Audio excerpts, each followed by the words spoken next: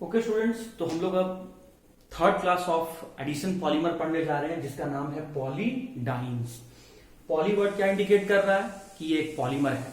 Die का मतलब क्या हो गया? टू। इन का मतलब क्या हो गया? Double bond. तो जब मोनोमर में दो डबल बॉन्ड प्रेजेंट हो तो ऐसे मोनोमर से जो भी पॉलीमर बनेगा उन सभी पॉलीमर्स को हम लोग एक साथ पॉलीडाइन्स कहेंगे। अब ऐसे पॉलीमर का एग्जाम्पल क्या होगा? तो जितने भी रबर हैं, चाहे वो नेचर से मिलने वाले रबर हो या फिर ह्यूमन बीइंग के द्वारा लैब में बनाया गया रबर हो, all the types of rubber are classified under polydienes. अगर रबर हमें प्लांट से मिल रहा है, नेचर से डायरेक्टली मिल रहा है, तो ऐसे रबर को हम लोग क्या कहेंगे? Natural rubber. लेकिन अगर कोई रबर ह्यूमन बीइंग के द्वारा लैब में बनाया जा रहा है तो ऐसे रबर को हम लोग सिंथेटिक रबर कहेंगे। तो ह्यूमन बीइंग के द्वारा बनाया गया मैन मेड, आर्टिफिशियल या फिर सिंथेटिक रबर के एग्जांपल्स कौन कौन से हैं? Neoprene, buna N and buna S. अब इस टॉपिक से स्टूडेंट क्वेश्चन क्या आता है? तो सबसे पहले तो आपको पॉलीमर का मोनोमर पूछ लेता है कि बताओ जो नेचुरल रबर है उसका मोनोमर क्या है। नियोप्रीन, ब्यूना एन या फिर ब्यूना एस का मोनोमर क्या है? और जो सेकंड क्वेश्चन आता है वो ये आता है कि what is the difference between the buna N and buna S. तो आइए सबसे पहले हम लोग नेचुरल रबर को डिस्कस करते हैं। तो देखिए, नेचुरल रबर ये जो पॉलीमर है इसका नाम है, इसका एक और नाम है और वो है आपका पॉली आइसोप्रीन। तो पॉली वर्ड क्या बता रहा है कि ये एक पॉलीमर है और आइसोप्रीन क्या बता रहा है? ये मोनोमर को बता रहा है। तो आइसोप्रीन नाम का जो मोनोमर है उस मोनोमर से जो बनने वाला पॉलीमर है उसी पॉलीमर को हम लोग नेचुरल रबर या फिर पॉली आइसोप्रीन कहते हैं। तो सबसे पहला क्वेश्चन आ गया कि what is the monomer of natural rubber? तो the monomer of natural rubber is isoprene. अब देखो, आइसोप्रीन जब मैंने लिखा तो इसमें यहां से कोई आइडिया नहीं लग पा रहा है कि इस कंपाउंड में टोटल कितने कार्बन हैं, कितने डबल बॉन्ड हैं और डबल बॉन्ड कहां कहां है। क्योंकि हम तो पढ़ रहे हैं तो यहां लिखा हुआ है कि 2 डबल बॉन्ड प्रेजेंट होगा, लेकिन इस नाम से तो कोई आइडिया ही नहीं लग रहा है कि भाई डबल बॉन्ड कितने हैं, कहां कहां है, कितने कार्बन है, क्या स्ट्रक्चर है। तो फिर इस कॉमन नेम का हम लोग सिंप्लीफाई कन्वीनियंट के लिए अपने पढ़ाई को आसान बनाने के लिए हम इस कॉमन नेम का यूपैक नेम भी याद रखेंगे। तो इसका यूपैक नेम क्या है? 2-मिथाइल ब्यूटा 1,3-डाइईन। Now this is the IUPAC name of the compound isoprene, जहां पर यह नाम बता रहा है कि ऐसा कंपाउंड जिसमें टोटल 4 कार्बन हो और फर्स्ट और थर्ड कार्बन पे डबल बॉन्ड प्रेजेंट हो लेकिन सेकेंड कार्बन पे मिथाइल प्रेजेंट हो। तो आइए पहले हम लोग इसका स्ट्रक्चर बना लेते हैं। हमें क्या बता रहा है? टोटल कार्बन कितना लेना है? 4। तो ये मैं यहां पर टोटल 4 कार्बन यहां पर ले लिया।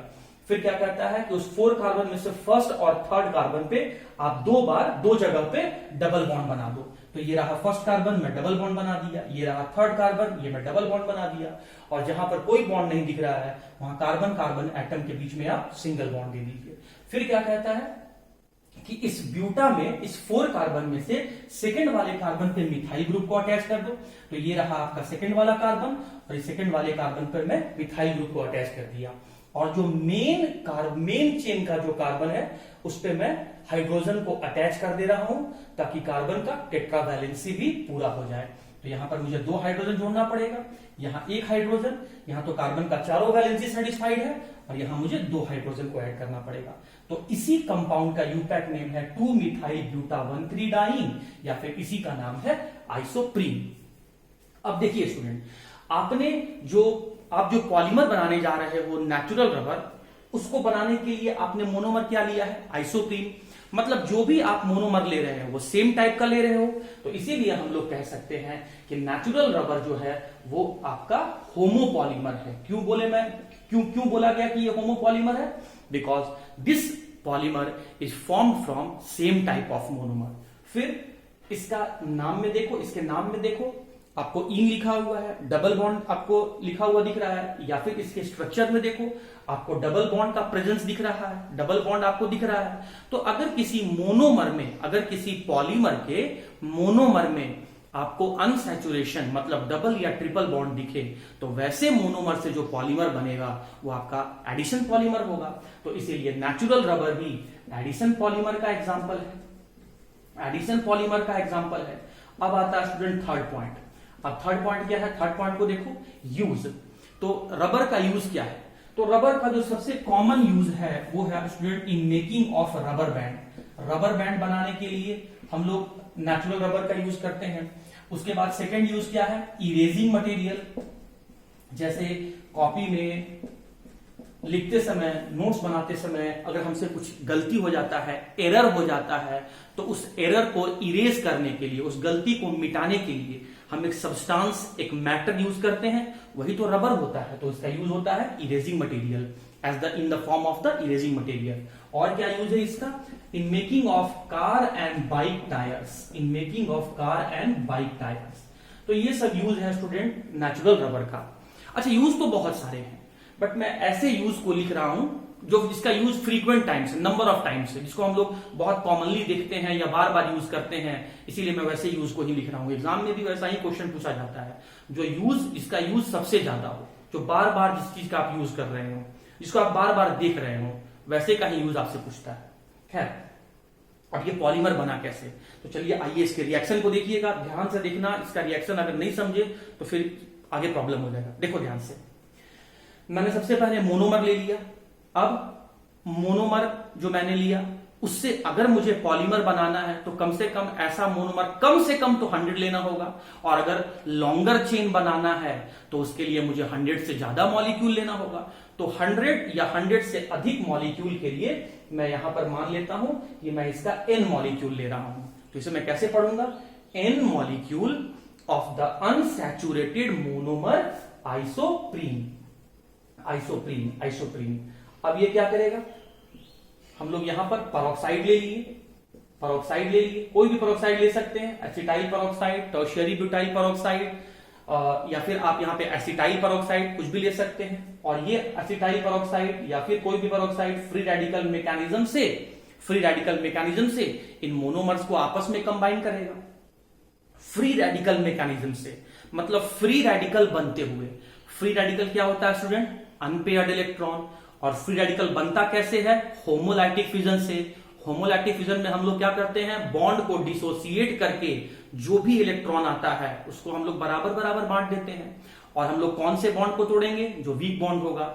सिग्मा और पाई में से वीक बॉन्ड कौन सा है? पाई बॉन्ड है। तो इस कंपाउंड में जहां जहां भी पाई बॉन्ड प्रेजेंट है उस सभी पाई बॉन्ड को हम लोग डिसोसिएट कर देंगे। तो ये देखिए, फर्स्ट और सेकेंड कार्बन के बीच में हमें एक पाई बॉन्ड दिखा, तो इस पाई बॉन्ड को डिसोसिएट किए, 2 इलेक्ट्रॉन मिला, तो एक लेफ्ट वाले कार्बन को दे दिए और एक राइट वाले कार्बन को दे दिए।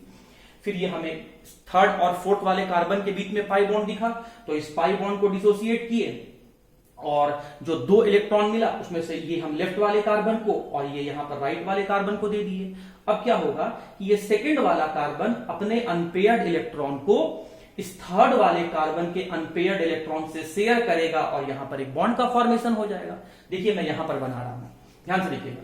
ये मैंने लिया यहां पे फर्स्ट वाला कार्बन, ये मैं लिया यहां पे सेकंड वाला कार्बन जिस पर ब्रांच में मिथाइल लगा हुआ है, ये मैं लिया यहां पे थर्ड वाला कार्बन। सेकंड और थर्ड वाले कार्बन के बीच में पहले से एक सिग्मा बॉन्ड प्रेजेंट है, फर्स्ट और सेकंड वाले कार्बन के बीच में पहले से एक सिग्मा बॉन्ड प्रेजेंट है। अच्छा देखो यहां पर फर्स्ट वाले कार्बन के पास एक फ्री रेडिकल आया हुआ है, सेकंड वाले कार्बन के पास भी एक फ्री रेडिकल आया हुआ है, थर्ड वाले कार्बन के पास भी एक फ्री रेडिकल आया हुआ है। आगे बढ़ो, फिर ये फोर्थ वाला कार्बन है, इस फोर्थ वाले कार्बन के पास भी एक फ्री रेडिकल आया हुआ है पाई बॉन्ड के टूटने से।